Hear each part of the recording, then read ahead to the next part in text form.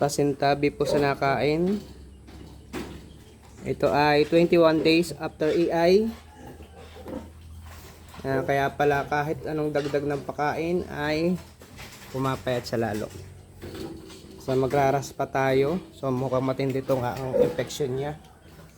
Namumuo na. Namumuo. So magraras pa tayo. Hindi na antibiotic sa raspa. Ito ay si Cookies. Sayang. So ito 21 days after EI. So ito naglalandi dito. So kita nyo yung tainga, tirik na tirik siya. Kaya sakto lang yung pagraspa natin dito. So sa pagkakaalam ko kasi sa pagraraspa, kailangan ang baboy ay heat o naglalandi para may pasok natin yung catheter sa loob ng mattress niya. So ngayon, magdidikdik muna tayo nitong Uterex na to bago natin iraspa itong inihin natin. So ito, dinurog natin yung isa, check natin kung okay na. Isa lang to. So yung isa hindi pa natin na ilalagay. Isa lang nagamit natin. Yan. Ito. Parang kulang ang isa. Na ano pa yung tubig. So dalawahin natin. Durogin natin tong isa pa. So ayan, nadurog na rin natin yung isa na Uterex. Ayan, powder na siya. Lagay ulit natin dito. Ayan.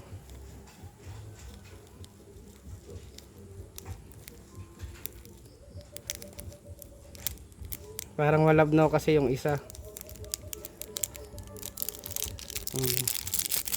Ayan, okay na. Tapos takpan natin. So ayan, tapos mix na natin.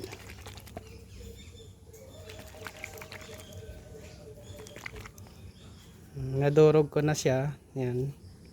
Para diretso sa mattress ng baboy. So ito, ano? Dami. Condition to. Conditionin muna natin ng isang buwan bago natin i-EI ito. So yan yung ito, bago natin pasukan ng catheter.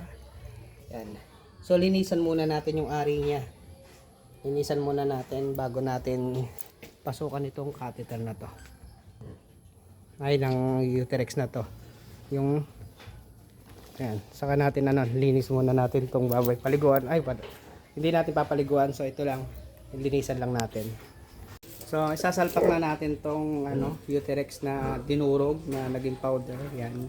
Tapos bagong catheter na disposable. So yung ari niya nalinisan na rin natin, yan. Tapos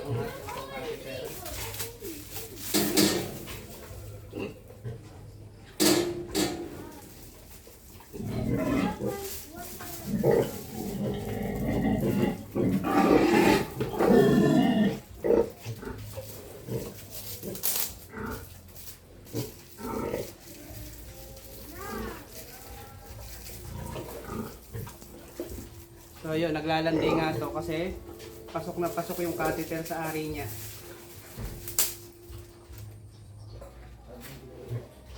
Yan. Ito nyo, halos isang dangkal lang yung tira sa catheter. Ibig sabihin, naglalandi nga to. Open yung mattress niya. Sakto-sakto na may lalagay na dito. So, parang nag-i-EI din kayo ng baboy. Mix naman natin to. Pasok lang natin sa ari niya.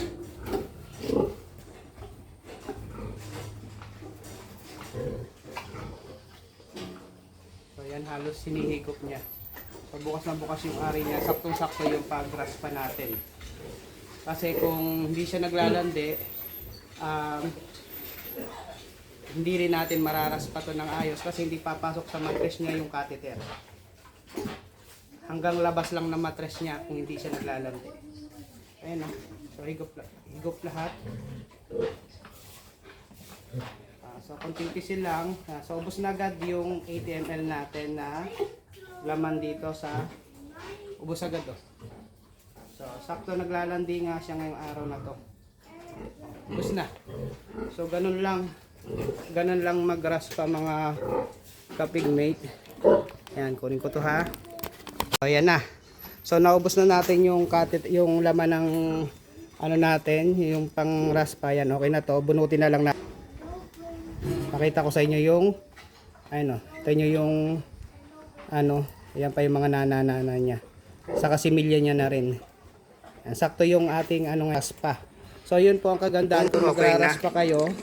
Mas maganda kung so yung isa hindi pa natin na ilalagay.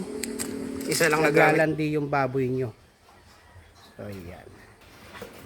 So, sabay dumi niya. So, okay na yun. Yun po yung pagraraspa natin mga kapigmate. So, after raspa natin, so magpa-follow up tayo ng Bacterid. So, mag-inject tayo ng Bacterid dito kasi ito yung antibiotic na ginagamit ko dito sa baboyan. So, ito lang gagamitin natin. So, 10 ml na Bacterid ang ginamit natin. So, gauge 17. Gauge 17 ang gamit natin na karayom. So, ayan yung i-inject natin.